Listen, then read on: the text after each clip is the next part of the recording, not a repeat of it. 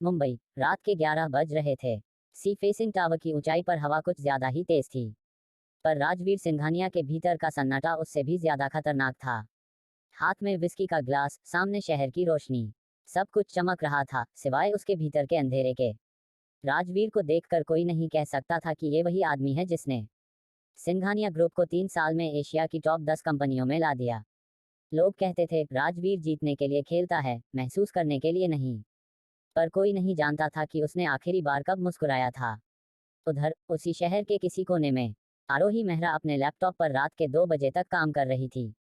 एक छोटी सी ad agency की क्रिएटिव हेड, पर सपनों की कोई सीमा नहीं थी। उसका मानना था कहानी तभी खूबसूरत बनती है जब उसे सच्चे दिल से लिखा जाए। उसे क्या पता था कि उसकी अपनी जिंदगी अब एक कहानी बनने वाली है। सुबह की शुरुआत। अगले दिन ब्लू स्काई एडवर्टाइजिंग के ऑफिस में हलचल थी। कंपनी को अब तक का सबसे बड़ा क्लाइंट मिलने वाला था, सिंघानिया ग्रुप ऑफ इंडस्ट्रीज। आरोही, तुम्हें प्रेजेंटेशन लीड करना है, उसके बॉस ने कहा। और ध्यान रखना, मिस्टर सिंघानिया बहुत स्ट्रिक्ट हैं, उन्हें इम्प्रेस करना आसान नहीं। आरोही ने हल्की मुस्कान दी। स्ट्रिक्ट बॉस हो या स्ट्रिक्ट क्लाइंट, मैं कहानी दिल से सुनाती हूँ। अगर दिल तक पहुंच जाए तो काम हो जाता है। शाम को मीटिंग थी। कॉन्फ्रेंस रूम में सारे लोग बैठे थे। दरवाजा खुला और पहली बार आरोही ने उसे देखा। काले सूट में राजवीर सिंघानिया अंदर आया। आंखों में ठंडक, चाल में अधिकार। पूरा रूम जैसे साइलेंट हो गया। राजवीर ने सीधा आरोही की तरफ देखा। आप मिस आरोही मेहरा हैं? जी। और आप शायद मिस्टर सिंघानिया? उसने बिना झिझके जवाब दिया। एक सेकंड को उसकी आंखों में कुछ चमका, शायद हैरानी या दिलचस्पी। तो शुरू करें, राजवीर ने कहा। वो 20 मिनट। आरोही ने अपनी प्रेजेंटेशन शुरू की। एक कैंपेन की कहानी जो ब्रांड से ज्यादा इंसान के भरोसे के बारे में थी। कभी कभी ब्रांड सिर्फ प्रोडक्ट नहीं बेचते, वो यकीन बेचते हैं। और यकीन वहीं टिकता है जहां सच्चाई होती है। राजवीर पूरे समय बिना बोले उसे देखता रहा। वो हर स्लाइड से ज्यादा उसकी आंखों में सच्चाई पड़ रहा था। प्रेजेंटेशन खत्म हुआ तो सबने तालियां बजाईं। पर राजवीर बस बोला, मिस आरोही, मुझे कहानियां पसंद नहीं आती, मुझे रिजल्ट चाहिए। कमरा ठंडा पड़ गया। आरोही ने भी शांत स्वर में कहा, कहानियों के बिना रिजल्ट टिकते नहीं, मिस्टर सिंघानिया। राजवीर ने पहली बार मुस्कुराया। इंटरेस्टिंग। पहली छाप। मीटिंग के बाद जब सब निकल गए, राजवीर ने अपने असिस्टेंट से कहा, इस प्रोजेक्ट की हेड वही लड़की होगी, बाकी सब हटाओ। सर, पर नो बट्स। उस शाम आरोही को खुद राजवीर का कॉल आया। मिस मेहरा, मैं आपको एक मौका दे रहा हूँ। आपके पास 7 दिन है हमारे कैंपेन का पूरा ड्राफ्ट तैयार करने के लिए।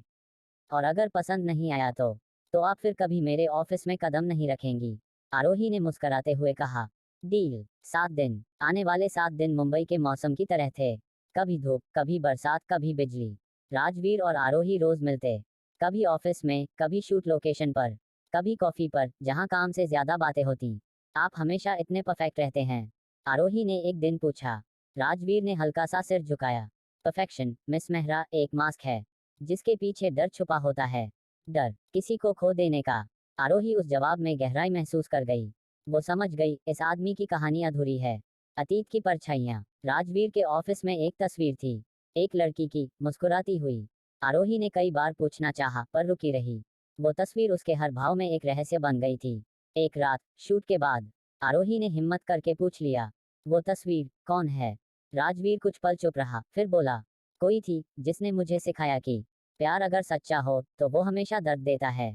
आरोही कुछ नहीं बोली। बस पहली बार उसने उस इंसान को देखा जो शायद अपनी ही परछाई से लड़ रहा था। दिल का पहला इकरार। आखिरी दिन, जब प्रोजेक्ट तैयार हुआ, राजवीर ने उसे देखने के बाद कहा, मुझे नहीं लगा था कोई मेरी सोच को समझ पाएगा। आरोही ने मुस्कुराकर कहा, कहानी दिल से निकले तो समझ आ ही जाती है। राजवीर ने उसकी ओर हाथ बढ़ाया। तो फिर एक जश्न बनता है। उस रात मरीन ड्राइव पर दोनों बैठे थे। शहर की लाइटें पानी में झिलमिला रही थीं। राजवीर बोला, आरोही, तुम्हारे साथ रहने पर लगता है जैसे जिंदगी थोड़ी आसान हो सकती है।